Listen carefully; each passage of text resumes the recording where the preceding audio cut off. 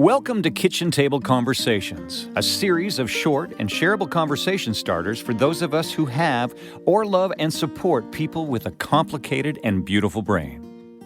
Here's your host, Angela Geddes.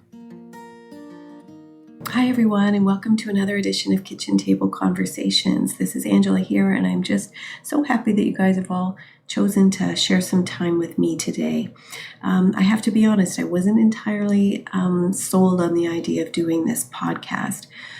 This is not something that's really within my comfort zone. However, I am really happy that I did, because people are talking, people are bringing these conversations back to their kitchen tables, and that was the point. And also I've been connected with people that otherwise I never would have. Last week alone, I was in touch with two different people from Texas who were talking to me about some of the global mental health issues and system navigation difficulties, and certainly the topic around neurodivergence and building more inclusive service delivery systems remains a really pointed topic that really affects so many of us. So I'm just once again so thankful that we're here today. And today is right smack in the middle of Neurodiversity Celebration Week.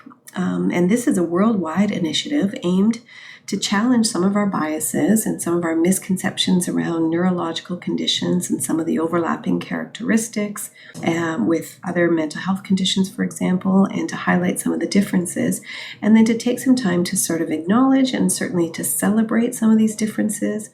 And the overall goal is to continue to promote equity and to work towards inclusion so that everybody has a sense of belonging, which I think is just so very important.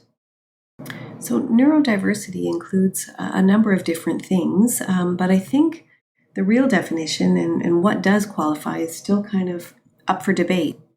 But I think originally it was a term used to describe people who fell on the autism spectrum disorder. But when we think of neurodiversity, we think of things obviously that are more diverse than just autism spectrum disorder. So it can include things like ADHD, dyslexia, epilepsy, language disorders, for example, Tourette's and tic syndrome, intellectual disabilities potentially, and certainly fetal alcohol spectrum disorder. And some would say that an acquired neurodiverse or divergent condition as a result of a traumatic brain injury, for example, might also qualify. But again, the irony a little bit for me is that the goal of the term neurodivergence is to work towards inclusion and reduce our biases, but yet we're still trying to figure out who is included within this group or within this terminology. I wanted to share an example with you all just to kind of highlight the amount of work that we still have to do in this area. So I was invited to participate in a really small group of neurodiverse affirming clinicians. And I've got to be honest, I was so excited to get this invitation because I was really looking forward to hanging out with other clinicians who were like-minded, who understood that, some of these extra complexities and the unique nuances that individuals with neurodivergent conditions experience on the day-to-day. However, it didn't take me long to really clue into the fact that we weren't really celebrating or acknowledging diversity in terms of neurological conditions. In fact, the people who were gathering were there specifically for autism spectrum disorder. And it's fine if that's what we're there for. But I got invited because some people in the group did understand that I have a particular passion and interest in some of our more subtle and hidden conditions like fetal alcohol spectrum disorder, which I may want to add right now that the prevalence rates of fetal alcohol spectrum disorder are 2.5 times that of autism spectrum disorder. But again, everybody on either spectrum needs support and understanding, and us all to work together to build more inclusive service delivery systems. But I really felt like I didn't belong. There were actually questions brought up at the group as to whether or not FASD should qualify as a neurodivergent condition. And there were clinicians there who were actually retired social workers who were still acting in a professor role in well-established universities across the country who admitted that they really didn't know enough about FASD and felt that because it was something that wasn't organic or wasn't something that was naturally occurring, that it shouldn't actually qualify as a neurodivergent condition. Well, you can imagine that that didn't sit very well with me, because once again, we were sitting with a group of people where, we were debating on who can be included and who can't be. And I, as a clinician, felt like I wasn't included in this group. So it wasn't a comfortable feeling, and it really did hit me in the heart. I do recognize that neurodiversity is a relatively new concept and it's evolving, but really and truly, I've always said, we're not always going to get diagnostic clarity for everyone.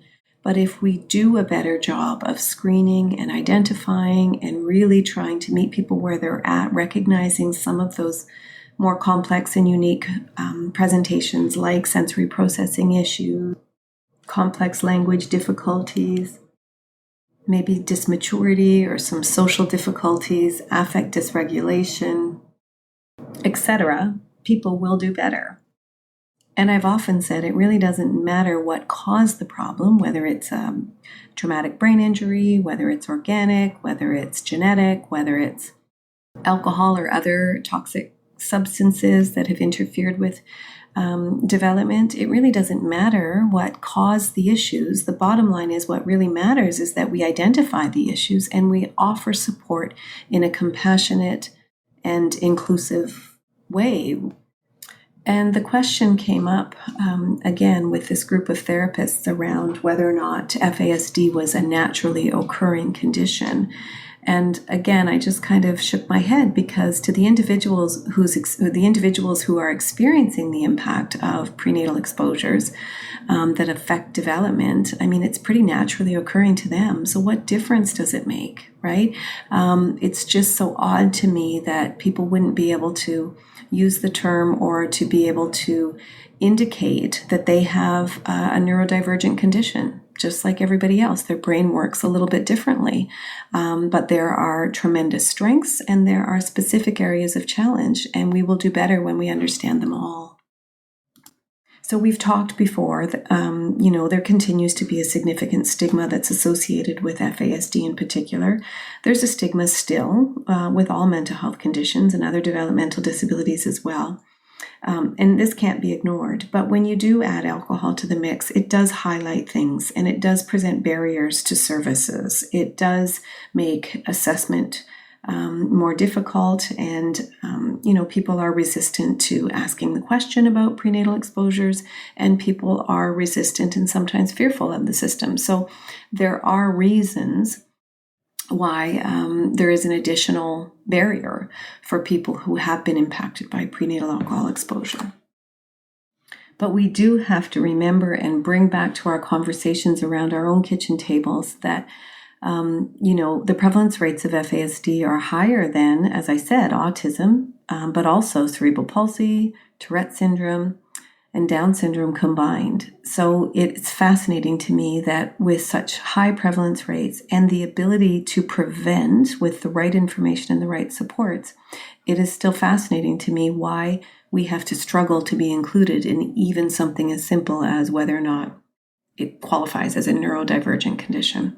So clearly, in my efforts to build capacity and offer training and to continue with awareness activities, my goal is to create an inclusive community and service delivery systems. So therefore, my vote is that when we talk about neurodivergence, FASD is definitely a part of the community, and that people who are experiencing the impact of prenatal alcohol exposures do not need to be excluded once again. I think it's also really important to understand that very often FASD and autism coexist. And so, again, I've said before that with 80% of women in childbearing years consuming alcohol and over 50 to 60% of pregnancies being unplanned, the risk of alcohol interfering with development with people who have autism spectrum disorder is pretty high as well. And, sometimes, we know that even small amounts of alcohol alter development in DNA. So the symptoms a little more subtle, but quite impactful to the individual.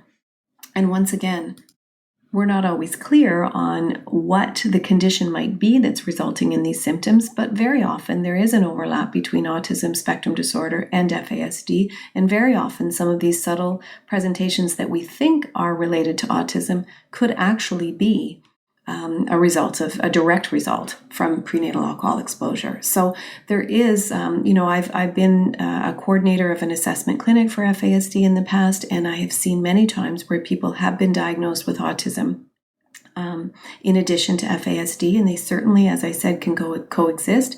But let's face it, autism spectrum disorder is an easier diagnosis to make for people because it doesn't involve asking the question about alcohol use, and it doesn't involve some of that extra stigma and the difficulties. And that's where our community, our communities are so much more aware and inclusive of people with autism spectrum disorder. And now this is not to create an us against them. As I said before, everybody who is neurodivergent needs to be better understood and supported in good ways. And there's a lot of work that we need to do for everyone. So this isn't just an FASD thing. The point of this kitchen table conversation is to raise awareness and to help people understand that alcohol is a big part of our culture. And if we reduce that and work on prevention and helping people to understand the risks associated with even small amounts, we can make a tremendous difference moving forward. And we can certainly do our best to continue to build, systems that have fewer wrong doors. So check out my website for a few articles on neurodiversity and FASD that I think you might find helpful. And please bring this conversation back to your own kitchen tables, and let's work together to continue to advocate for better understanding and increased awareness, especially during this week celebrating neurodivergence. With many thanks, Angela.